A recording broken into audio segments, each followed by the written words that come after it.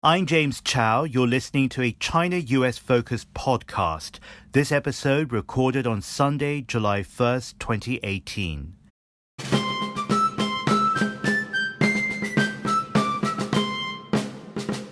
Hello, I'm James Chau. Thanks for joining me and welcome to this podcast.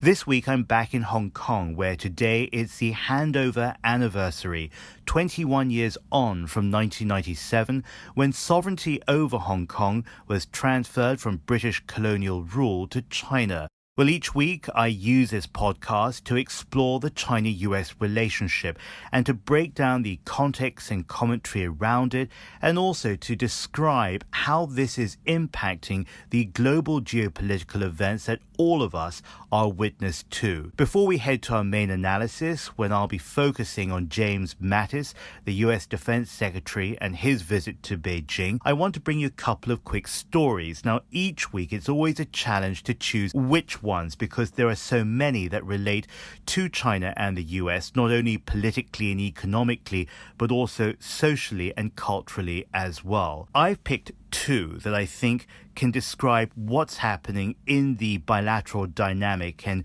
what it means to us. First off, in Washington.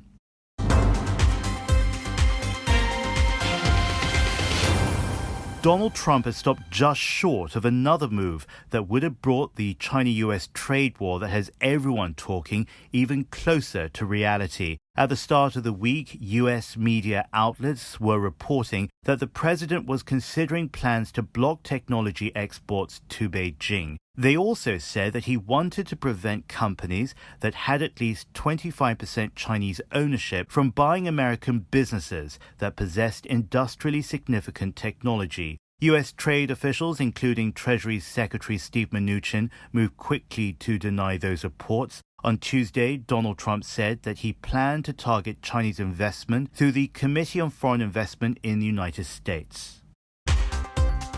In Beijing, the RMB fell to a new 6-month low against the US dollar. It's triggered a debate as to whether the Chinese government had intentionally devalued its currency as a weapon in the trade war. In the past, some American politicians had questioned whether the Chinese government purposely made its currency less expensive to make Chinese exports more competitive on the global market. But financial bodies such as the U.S. Department of the Treasury has stopped short of labeling China a currency manipulator. We'll be keeping you up to date on that story and more. Keep listening for my analysis.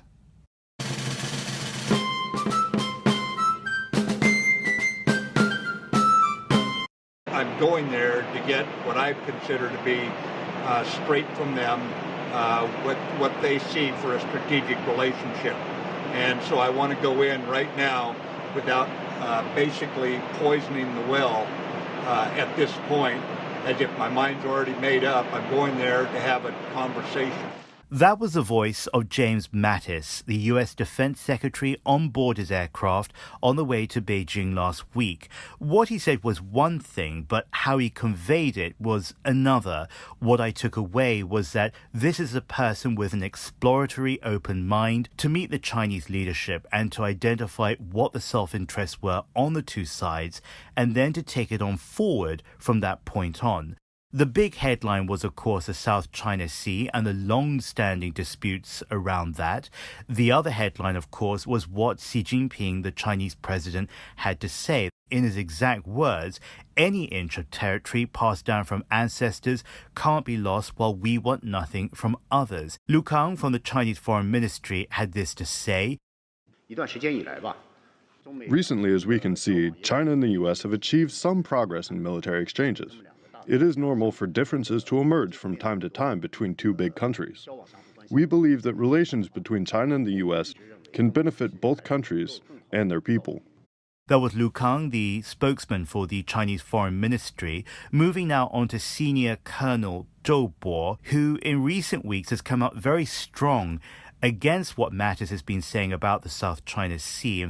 Some of the legislative bills were passed in the United States, which allows Taiwanese and American ships to visit each other, and another bill to allow any officials of the United States to visit Taiwan. We believe those are really, really negative. Each week, we give you unique pieces on the China-US website. Amongst them, Wu Zurong. He said words had been translated into action and that during the Obama administration, there were a number of plans for an exchange of visits by Chinese and American defense ministers, which never happened. But under Trump, this has happened. And in fact, it's the first time it has happened since 2014. I'm going to link that opinion piece to the podcast notes where you can find and read it in more depth. I think that dialogue is the way through, and ironically, if that is the case, Mattis, a military man, could be extremely useful for the Americans. Sam Chau at the University of Denver, he's the director of the Center for China-US Cooperation. He seems to agree with that. Other issues such as the Taiwan issue and some